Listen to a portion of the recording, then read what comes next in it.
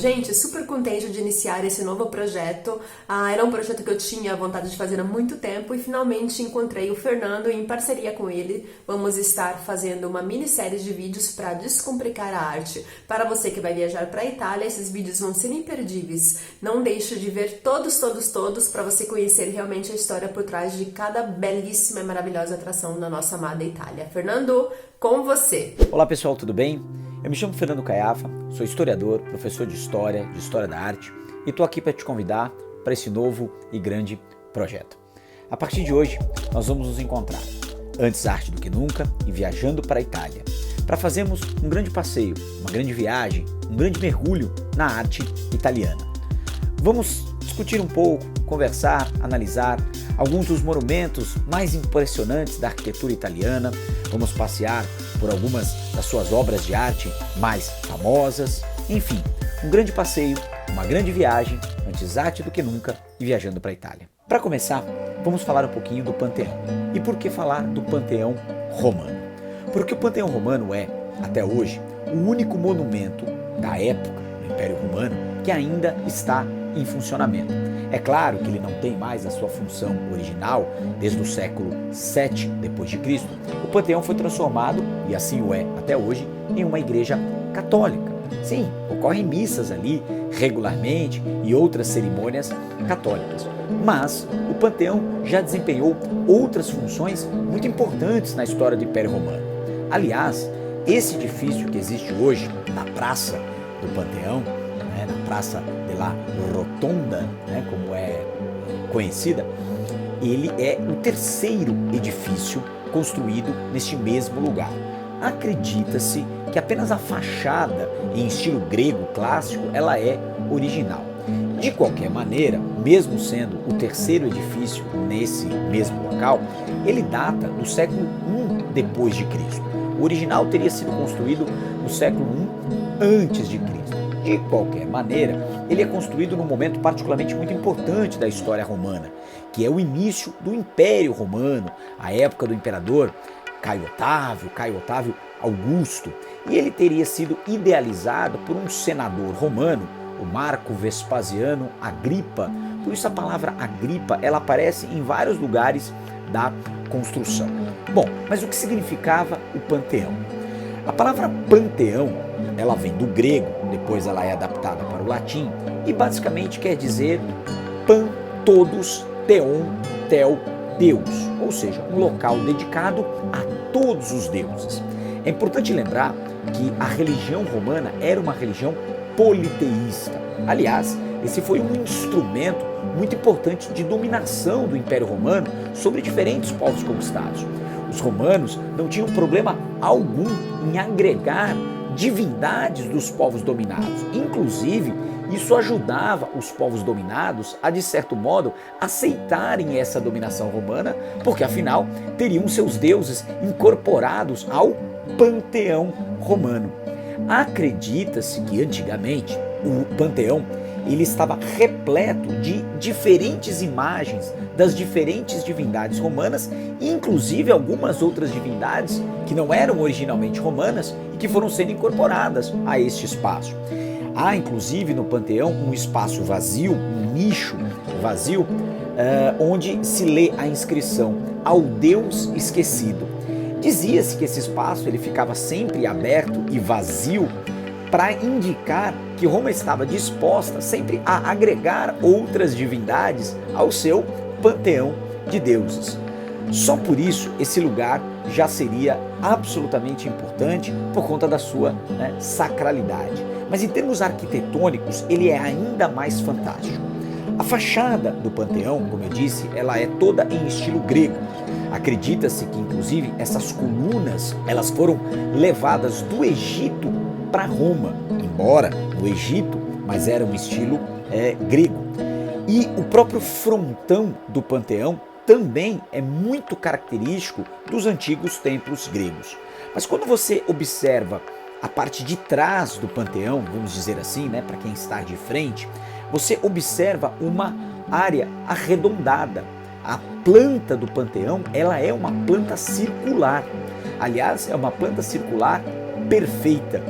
A cúpula do Panteão, a parte que recobre esta planta, ela tem 43 metros de diâmetro e 43 metros de altura também, de modo que uma esfera perfeita caberia dentro do Panteão.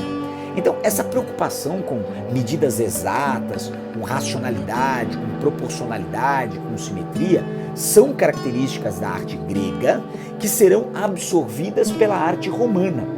Essa ideia de colocar coberturas circulares sobre grandes espaços públicos é uma inovação dos romanos. Os antigos templos gregos, justamente por conta das colunas, não comportavam grandes multidões. Em geral, nos templos gregos, a cerimônia ocorria para as pessoas que ficavam do lado de fora. Dentro dos templos, apenas um sacerdote, a imagem do Deus ao qual aquele templo fazia referência, mas as pessoas ficavam de fora.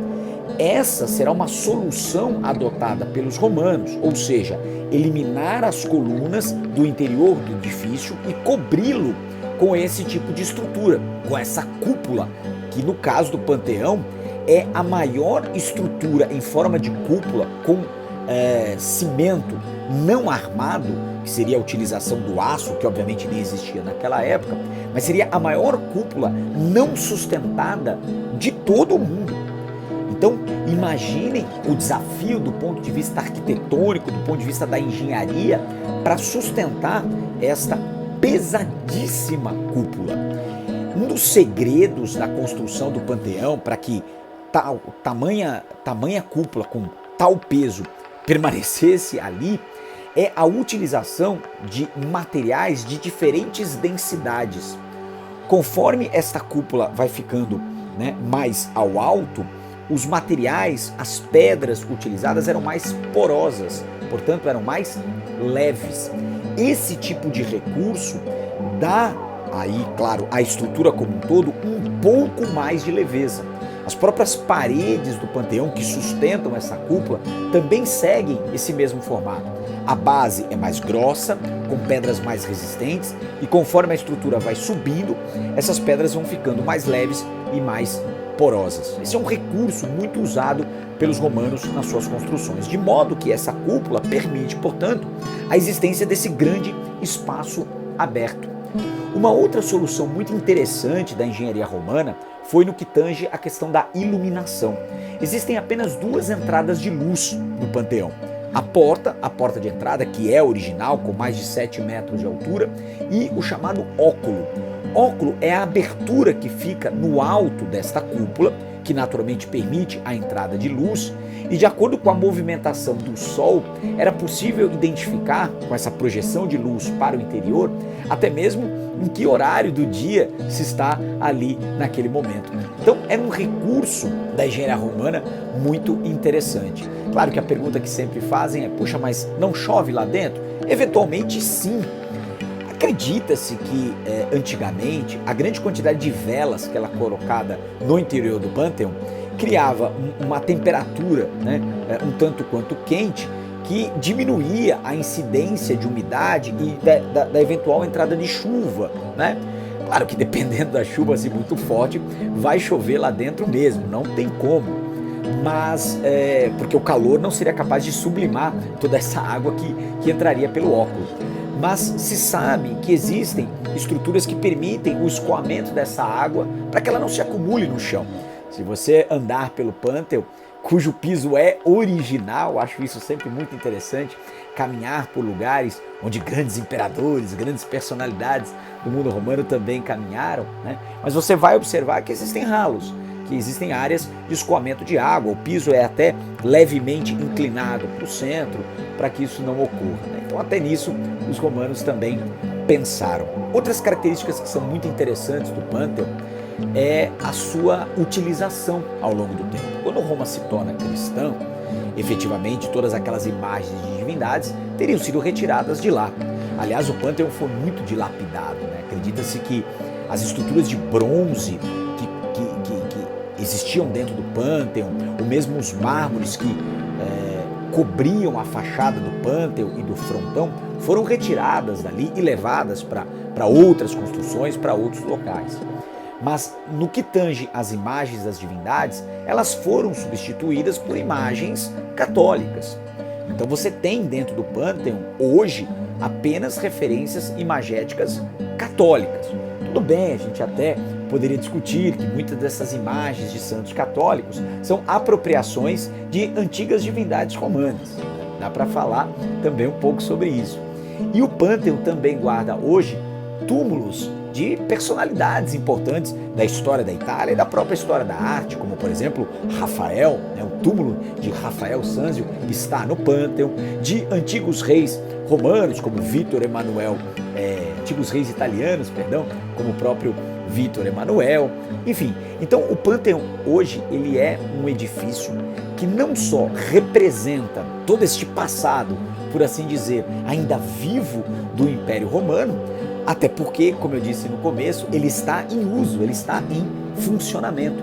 E ele nos permite perceber muito bem como é que se deu a síntese entre o estilo grego, que é esse estilo caracterizado pelo uso maciço de colunas, ângulos retos, linhas retas, simetria, harmonia, características gregas da arte, e as características romanas de arte, basicamente a utilização de arcos e de abóbadas, que é a cúpula.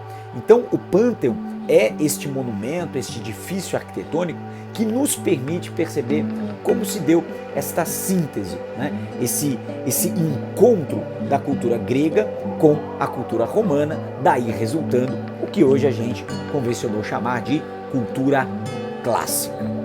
Bom, o Pânteon realmente merece a sua visita e tendo aí um pouquinho dessas informações, com certeza a sua experiência no interior do Pânteon vai ser ainda mais inesquecível. Não perca! Gostaram do vídeo? Eu tenho certeza que sim, que vocês curtiram. Deixa aqui embaixo o teu comentário dizendo qual que é a atração turística que você gostaria que o Fernando estivesse falando no nosso canal. E, obviamente, te peço para você estar fazendo mi piace, curtindo, e ci vediamo nel nostro prossimo video. Un abbraccio grande grande, bacione grande grande della mia Italia per te. Al prossimo video.